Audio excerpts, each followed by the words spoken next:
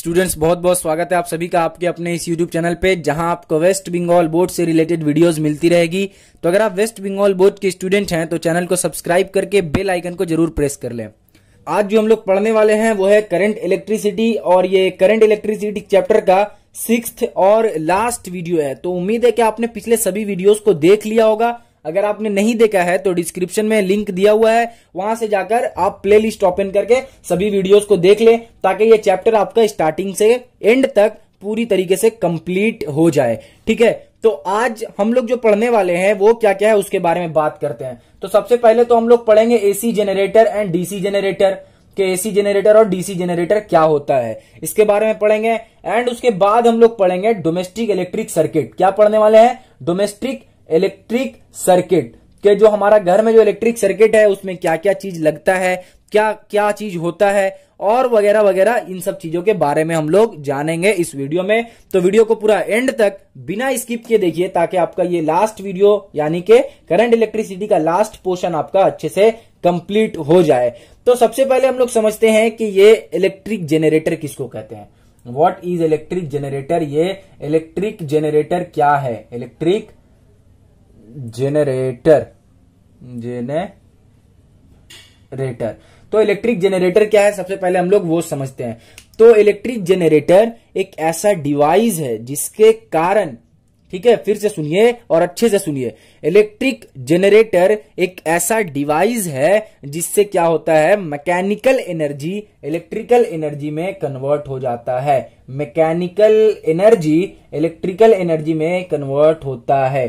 Clear है? इसको आप लोग अपने कॉपी में लिख लीजिए कि इलेक्ट्रिक जनरेटर बोलते हैं ऐसे डिवाइस को जिसके कारण मैकेनिकल एनर्जी इलेक्ट्रिकल एनर्जी में कन्वर्ट हो जाता है। अब जब ये इलेक्ट्रिकल एनर्जी में कन्वर्ट करने वाला मशीन है इलेक्ट्रिक जनरेटर, तो हम लोगों ने क्या पढ़ा है कि करंट हमारा दो टाइप का होता है, एक होता है एसी और एक होता है डीसी। दैट मीन्स के alternate current and direct current. तो इसका मतलब कि जो जनरेटर होगा वो भी दो तरह का होगा। एक होगा एसी जनरेटर जो कि ऑल्टरनेट करंट को जनरेट करेगा, और दूसरा होगा डीसी जनरेटर जो कि डायरेक्ट करंट को जनरेट करेगा।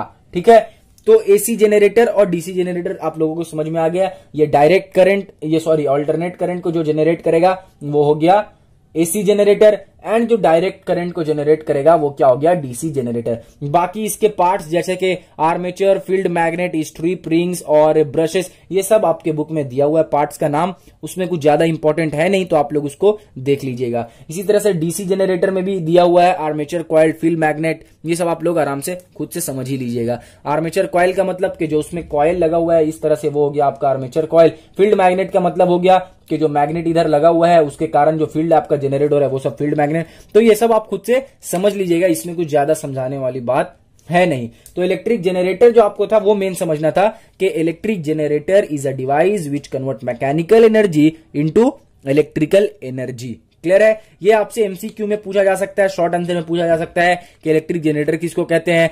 या फिर ये भी पूछा जा सकता है कि कोई ऐसा डिवाइस बताओ जिससे मैकेनिकल एनर्जी को इलेक्ट्रिकल एनर्जी में हम लोग कन्वर्ट कर सके। तो आप क्या कीजिएगा, आप सिंपली उसका आंसर लिखिएगा इलेक्ट्रिक जनरेटर।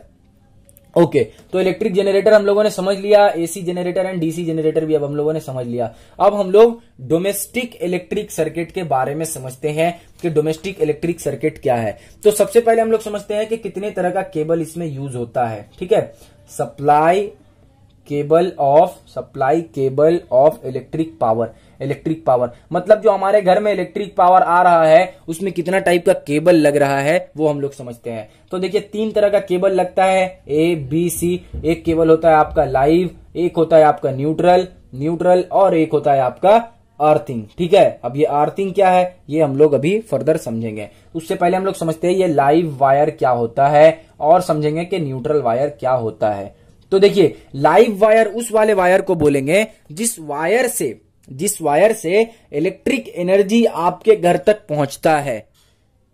लाइव वायर उस वायर को बोलेंगे जिस वायर से इलेक्ट्रिक एनर्जी आपके घर में पहुंचता है। अब देखिए, दो वायर आपके घर तक आता है, अगर आपने नोटिस किया होगा तो ऐसा नहीं कि दोनों वायर से इलेक्ट्रिक करंट आपके घर में आ रहा है। वायर एक ही है, मतलब एक ही वायर से आपके घर में इलेक्ट्रिक करंट आ रहा है। तो फिर आप पूछेगा कि भैया ये जो दूसरा वायर है, न्यूट्रल वायर, ये कौन से काम का है? तो देखिए, ये जो लाइव वायर से जो इलेक्ट्रिक करंट आपके घर में आ रहा है, तो उसको वापस भी तो जाना होगा। जो इलेक्ट्रॉन आपके घर तक पहुंचा है, उस इलेक्ट्रॉन को वापस वहां जाना होगा जहां से वो आया है। तो वो कैसे जाएगा? वो जाएगा न्यूट्रल वायर के थ्रू। दैट मीन्स के इससे आपका इनकम हो रहा है, ये आ रहा है, और ये आउट गोइंग है, यानी बाहर जा रहा है। बात समझ में आया? लाइव वायर क्या है और न्यूट्रल वायर क्या है। अब आप बोलिएगा कि ये अर्थिंग वायर क्या है, अर्थिंग वायर क्या, ये समझाइए। तो इसके बारे में भी हम लोग पूरे डिटेल से जानेंगे कि अर्थिंग किसको बोलते हैं और अर्थिंग वायर क्या है। ओके, तो यहां पे क्या समझ में आया कि लाइव वायर से हमारे घर तक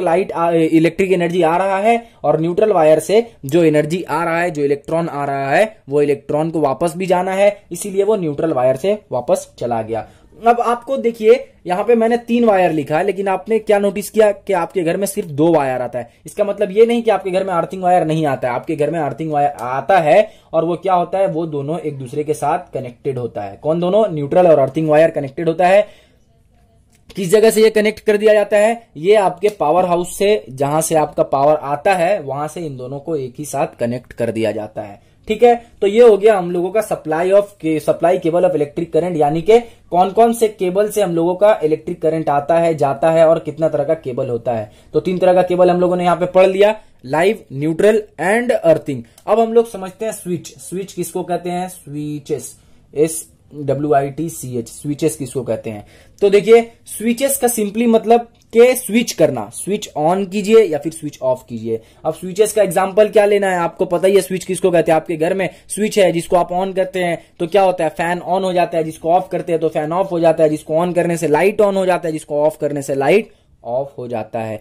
लेकिन इसमें ऐसा क्या होता है जिसके कारण जो है वो लाइट ऑन होता है या फिर लाइट ऑफ होता है? तो देखिए, यहाँ पे जो है हमारा सर्किट कुछ इस तरह से बनता है। यहाँ से आपका इलेक्ट्रिक करंट आया, यहाँ से इलेक्ट्रिक करंट बाहर निकलेगा, बीच में क्या है, स्विच है। यहाँ पे आपका क्या लगा हुआ है, यहाँ पे आपका एक बल्ब लगा हुआ है। ठीक है, यहाँ पे आपका एक बल्ब लगा हुआ है, जो कि क्या होगा, इलेक्ट्रिक करंट आने पे ग्लो करने लगेगा। इलेक्ट्रिक करंट आने पे ये ग्लो करना शुरू कर जाएगा। अब देखिए क्या होता है यहाँ पे स्विच में, जैसे ही यहाँ तक ये आया, इसके बाद इसको इससे परमिशन लेना होगा कि भैया क्या मैं यहां तक जा सकता हूं या नहीं जा सकता हूं। अगर इसने परमिशन दे दिया कि हाँ तू आगे जा, तब ये आगे आएगा। अगर इसने बोला नहीं, आप आगे नहीं जा सकते हैं, दैट मीन्स के जो इलेक्ट्रिक करंट है वो यहीं पे बैठा रहेगा और आगे नहीं आएगा। अब इसको जो परमिशन देने वाला है वो कौन है? वो और कोई नहीं, वो हम लोग हैं। हम लोग जब चाहें इसको परमिशन देंगे कि हाँ इसको पास दो, और जब हम लोग चाहेंगे इसका परमिशन को छीन लेंगे कि नहीं अभी पास नहीं देना है। ये हम लोग कैसे करते हैं? ये हम लोग सिर्फ अपने एक फिंगर से करते हैं। जाके स्विच ऑन करेंगे तो हम लोग उसको परमिशन दे रहे हैं कि हाँ अब इलेक्ट्रिक करंट को फ्लो करने दो और यहां तक उसको आने दो। जैसे ही हम लोगों ने उसको परमिशन दे दिया, इलेक्ट्रिक करंट यहां तक आकर इस बल्ब को ग्लो करेगा। जैसे ही हम लोगों ने उसका परमिशन को ऑफ कर दिया, यानी परमिशन हम लोगों ने मना कर दिया, नहीं भाई अब तुमको नहीं आना है, तो डायरेक्टली स्विच को हम लोग ऑफ कर देते हैं और हमारा जो करंट है वो यहां तक नहीं पहुंच पाता और बल्ब जो है वो ग्लो करना बंद हो जाता है। तो स्विचेस का कॉन्सेप्ट आपको अच्छी तरीके से समझ में आ गया। ओके, अब हम लोग पहुंचते हैं नेक्स्ट स्टेप पे, यानी नेक्स्ट टॉपिक पे, जो कि क्या है हमारा fuse. One of the very important जो कि हमारे घर में लगा हुआ होता है चीज, वो है फ्यूज।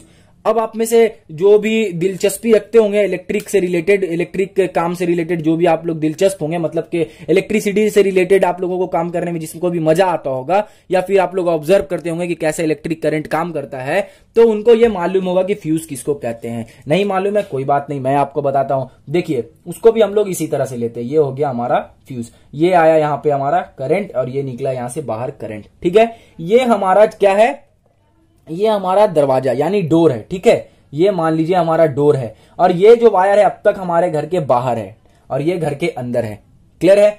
अब यहां पे क्या फ्यूज का मतलब क्या हो गया कि अगर ये एक अप्लायंस है, ये एक अप्लायंस है, तो ये जब आएगा अप्लायंस तक, इलेक्ट्रिक करंट जब भाई साहब हमारे आएंगे अप्लायंस तक, तो उनको कहां से गुजरना होगा? उनको इस फ्यूज से गुजरना पड़ेगा ना भाई, क्योंकि इन दोनों के बीच का जो मेन यहां पे रास्ता रोकने वाला, या फिर यूं कहे कि मेन जो यहां पे रुकावट है वो क्या है? फ्यूज है। यानी अगर इसको यहां तक पहुंचना है तो फ्यूज से इसको होकर गुजरना होगा। अब यहाँ पे जैसे फ्यूज से होकर गुजरेगा तो यहाँ पे गेम स्टार्ट होगा। गेम कैसे स्टार्ट होगा, सबसे पहले फ्यूज का प्रॉपर्टी जानना पड़ेगा जिससे कि वो गेम स्टार्ट करेगा। इसका जो मेल्टिंग पॉइंट होता है वो बहुत ही ज्यादा लो होता है, लो मेल्टिंग पॉइंट, ठीक है। और इसका जो रेजिस्टेंस होता है वो बहुत ही ज्यादा हाई रहता है, रेजिस्टेंस हाई रहता है, यानी कि अगर इसको ज्यादा गर्म कर दें तो ये तुरंत पिघल जाएगा और इसका रेजिस्टेंस भी ज्यादा हाई रहता है। अब क्या होगा कि यहाँ पे जैसे ही करंट आएगा, ठीक है, जैसे ही करंट यहां से आया इससे होकर पास करेगा। अब मान लीजिए कि करंट का मैग्नीट्यूड जो है वो बहुत ही ज्यादा हाई आ रहा है, ठीक है, बहुत ही ज्यादा हाई आ रहा है करंट का मैग्नीट्यूड। तो करंट का मैग्नीट्यूड हाई होने से क्या हो जाएगा कि ये फ्यूज का जो वायर है उसमें हीट बहुत ज्यादा प्रोड्यूस हो जाएगा। फ्यूज का वायर किस चीज का बना हुआ होता है ये भी जानना जरूरी है। तो फ्यूज का wire basically low melting point का जो भी रहता है, जैसे कि कॉपर का भी हो सकता है, कॉपर अलॉय वगैरह हो सकता है, ठीक है, फ्यूज वायर। तो मेल्टिंग पॉइंट इसका लो होने के कारण क्या होगा कि हाई हीट यहां पे प्रोड्यूस होगा। हीट हाई कैसे प्रोड्यूस होगा, जूल्स लॉ में हम लोगों ने पढ़ा था कि heat is equal to I square R T, यानी कि अगर हम लोगों का इलेक्ट्रिक करंट अगर हाई हो जाता है तो हीट क्या हो जाएगा, हीट भी प्रोड्यूस ज्यादा हो जाएगा। मतलब कि आर और टी दोनों तो कांस्टेंट रहेगा, लेकिन यहाँ पे इलेक्ट्रिक करंट का मैग्नीट्यूड बढ़ने से हीट जो है बहुत ही ज्यादा बढ़ जाएगा। क्लियर है, यानी कि हमारा क्या था, एच जो था वो डायरेक्टली प्रोपोर्शनल था आई के, H directly proportional to I square. अगर हमारा करंट बढ़ा तो हीट का मैग्नीट्यूड बढ़ जाएगा। जैसे ही हीट हो गया, मतलब ये फ्यूज अगर हमारा ज्यादा हीट हो गया तो इसका मेल्टिंग पॉइंट हाई है, और ये जैसे ही मेल्ट होगा तो मान लीजिए जैसे यहाँ पे मेल्ट हुआ, मेल्ट होके क्या हो गया, बीच का ये हिस्सा पिघल गया, ये हिस्सा क्या हो गया, मेल्ट होके पिघल गया, यानी कि सर्किट जो था वो सर्किट को ये ब्रेक कर दिया। अब जैसे ही सर्किट को ब्रेक कर दिया तो यहां से जो मैग्नीट्यूड, इतना ज्यादा मैग्नीट्यूड में जो करंट आ रहा था उनको, अब उसको यहां पे परमिशन नहीं मिल पा रहा है, अब उसको रास्ता नहीं मिल पा रहा है कि वो यहां तक पहुंचे। यहां तक तो आया, आने के बाद यहां पे फ्यूज लगा हुआ था, फ्यूज जैसे ही लगा हुआ था और ये बहुत ज्यादा तेजी से आ रहा था, मतलब ज्यादा मैग्नीट्यूड से आ रहा था, जिसके कारण क्या हो गया, ये पिघल गया, मेल्ट हो गया, मेल्ट डाउन हो गया तो सर्किट ब्रेक हो गया। सर्किट ब्रेक होने के कारण उतना अमाउंट में, उतना ज्यादा मैग्नीट्यूड में हमारा जो है इलेक्ट्रिक करंट हमारे घर तक नहीं पहुंचा, जिसके कारण क्या हुआ, अगर हम लोगों के अप्लायंस में इतना ज्यादा मैग्नीट्यूड में आता तो अप्लायंस क्या हो जाता, बर्न हो जाता, अप्लायंस फायर हो जाता, मानी हमारा जो अप्लायंस है वो जल जाता ड्यू टू ज्यादा हीट प्रोड्यूस होने के कारण। तो फ्यूज का क्या काम है आप लोगों को ये समझ में आ गया होगा अब तक। अब हम लोग पहुंचते हैं 3 पिन प्लग के ऊपर के 3 पिन प्लग किसको कहते हैं और क्या है ये। तो देखिए 3 पिन प्लग आप सभी ने देखा है, आपके घर में रेफ्रिजरेटर होगा, रेफ्रिजरेटर नहीं है तो आयरन होगा, इलेक्ट्रिक आयरन नहीं है तो कुछ भी, कोई ना कोई ऐसा डिवाइस होगा जिसमें आप देखते होंगे कि आपके घर में 3 पिन प्लग लगा हुआ है। 3 पिन प्लग किसको बोलते हैं, देखिए अगर मान लीजिए कुछ ऐसा आपका रहता होगा, उसमें एक यहाँ पे ऐसे रहता होगा बना हुआ, फिर एक यहाँ पे ऐसे बना हुआ रहता होगा और इसी तरह से एक यहाँ पे भी बना हुआ रहता होगा, ठीक है, और यहाँ से वायर नीचे चला गया, तो ये हमारा 3 पिन प्लग होता है, ठीक है, 3 पिन प्लग होता है। इसमें ये जो ऊपर वाला है ये होता है अर्थिंग, ठीक है, और जो हमारे राइट हैंड की तरफ होगा, यानी कि ये वाला, इस तरफ तो हम लोगों को लेफ्ट हैंड में दिख रहा है, लेकिन जब इसको हम लोग ऐसे इन्वर्ट करेंगे तो ये कौन से हैंड में होगा, ये राइट हैंड तरफ होगा। तो जो हमारा राइट हैंड की तरफ होगा उसमें क्या होगा, उसमें लाइव होगा, यानी लाइव वायर उसके साथ कनेक्टेड होगा, और जो हमारा लेफ्ट हैंड के साथ होगा उसमें न्यूट्रल वायर कनेक्टेड होगा। तो बात समझ में आ गया, राइट हैंड साइड की तरफ live wire, left hand side की तरफ न्यूट्रल वायर, और ये अर्थिंग लगा हुआ रहता है। बेसिकली मतलब अगर ज्यादा आप देखें तो जो हमारा महंगा अप्लायंस रहता है उसके साथ ही 3 पिन प्लग मिलता है हम लोगों को, ठीक है, जिसमें हम लोगों को अर्थिंग प्रोवाइड कर दिया जाता है। अब अर्थिंग के बारे में जानने से पहले एक बात और हम लोग यहाँ पे जान लेते हैं कि लाइव वायर का जो कलर होगा, जो कि इंटरनेशनली जो बताया गया है, इंटरनेशनली जो हम लोगों को कन्वेंशन दिया गया है, जिसे हम लोग कहीं भी जाएं तो हम लोगों को पता चल जाए कि लाइव वायर कौन है। तो लाइव वायर जो है वो बेसिकली ब्राउन कलर का होता है, एंड अगर हम लोग न्यूट्रल वायर का बात करें तो न्यूट्रल वायर हमारा होगा लाइट ब्लू कलर का होगा, एंड हमारा जो अर्थ वायर होगा, ठीक है, यानी इसके साथ जो कनेक्टेड होगा वो वायर क्या होगा, वो वायर या तो येलो हो सकता है या फिर ग्रीन हो सकता है, येलो और ग्रीन हो सकता है वो वायर, ठीक है। तो अब हम लोगों ने ये भी समझ लिया कि live wire, neutral wire, earth wire कैसे कैसे क्या होता है, और इसको हम लोग बोलते हैं 3 पिन प्लग। इसको क्या बोलते हैं, 3 पिन प्लग बोलते हैं इसको। अब हम लोग समझते हैं सॉकेट क्या होता है। तो सॉकेट का मतलब ये प्लग को जहां पे आप इन करते हैं, जहां पे आप इसको डालते हैं, उसको क्या बोलेंगे आप लोग, उसको बोलिएगा सॉकेट। कंप्लीट हो गया, बस इतना ही जानना है इसमें। तो अब हम लोग बढ़ते हैं अपने आखिरी, जो कि क्या है हमारा अर्थिंग। क्या आखिरकार ये अर्थिंग क्या है, तो देखिए अर्थिंग सिंपली एक सेफ्टी के लिए यूज किया जाता है, जिसमें क्या होता है कि जो हमारा वायर लगा हुआ था, अर्थिंग वायर जो रहता है, तो अगर ज्यादा अमाउंट में इलेक्ट्रिक करंट, ठीक है, सिंपली समझते हैं अर्थिंग को, ज्यादा कॉम्प्लिकेट नहीं करते हैं। तो अगर ज्यादा अमाउंट में इलेक्ट्रिक करंट यहां तक पहुंच गया तो क्या होगा, वो अप्लायंस में नहीं जाएगा, क्योंकि अगर अप्लायंस में गया तो हम लोगों का अप्लायंस क्या हो जाएगा, फायर हो जाएगा, जल जाएगा। तो क्या होगा कि वो जो एक्स्ट्रा इलेक्ट्रिक करंट है वो अर्थिंग वायर के थ्रू क्या हो जाएगा, अर्थ में चला जाएगा, क्योंकि अर्थिंग वायर जो है वो हमारा अर्थ में डंप करके यानी अर्थ में गड्ढा करके उसको डाला जाता है। ठीक है, उसको बनाने का अलग तरीका है और उसके साथ ये वाला वायर को कनेक्ट कर दिया जाता है। ठीक है, ये वायर को कनेक्ट कर दिया जाता है, जिससे क्या होता है कि अगर ज्यादा मैग्नीट्यूड में हम लोगों का करंट वहां तक पहुंच भी गया तो क्या होगा, वो अर्थिंग वायर के थ्रू जितना भी एक्स्ट्रा वहां तक पहुंचा है वो हमारे अर्थ में चला आएगा, और जिससे कि हमारा अप्लायंस क्या हो जाएगा, बच जाएगा और अप्लायंस में फायर नहीं लगेगा, यानी अप्लायंस में आग नहीं लगेगा। बात समझ में आ गया। अर्थिंग किस चीज के लिए यूज होता है। Last but not the least वो क्या है, मेन स्विच। ठीक है, मेन स्विच, आखिरकार ये मेन स्विच क्या है, मेन स्विच। अब ये मेन स्विच जो है वो बहुत सा का क्या होता है कि घर में भी लगा हुआ होता है मेन स्विच, और बहुत सा का ये होता है कि जहां पे आपका मीटर बॉक्स लगा हुआ है, जिस जगह पे आपका मीटर का बॉक्स जो है वहां पे ये मेन स्विच होता है। मेन स्विच का क्या काम है, वो स्विच से हम लोग क्या कर रहे थे, फैन ऑफ कर रहे थे, ऑन कर रहे थे, लाइट ऑन करते ऑफ कर रहे थे, लेकिन मेन स्विच से हम लोग क्या करेंगे, मेन स्विच से हम लोग पूरा का पूरा घर में इलेक्ट्रिसिटी को ऑन कर सकते हैं या फिर पूरे घर में इलेक्ट्रिसिटी को ऑफ कर सकते हैं। इसी के साथ हमारा जो करंट इलेक्ट्रिसिटी चैप्टर है वो टोटली कंप्लीट हो गया है। उम्मीद है कि आप लोगों ने नोट्स अच्छी तरीके से बना लिया होगा। अगर आपने नोट्स नहीं बनाया है और अगर आपको नोट्स चाहिए तो आप कमेंट में कह सकते हैं कि भैया मुझे नोट्स भी चाहिए, तो मैं कोशिश करूंगा नोट्स बनाने की और आप लोगों को बता दूंगा जब भी नोट्स बनेगा। ठीक है, तो अगर आप लोगों को इसका नोट्स चाहिए इस चैप्टर के रिगार्डिंग में तो आप कमेंट जाके कर सकते हैं। अदरवाइज मैं यही कहूंगा, मैं यही सजेस्ट करूंगा कि नोट्स आप खुद से बनाइए ताकि आपको और भी ज्यादा क्लियरली सब चीज समझ में आ जाए।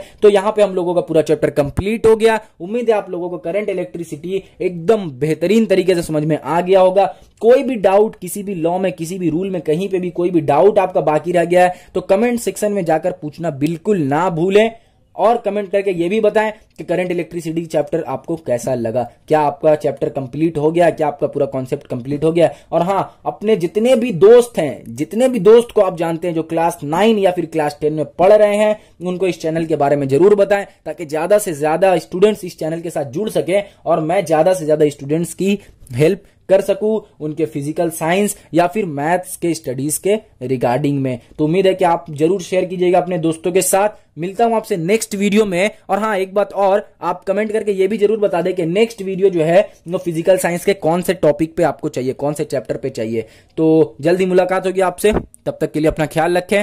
Thank you.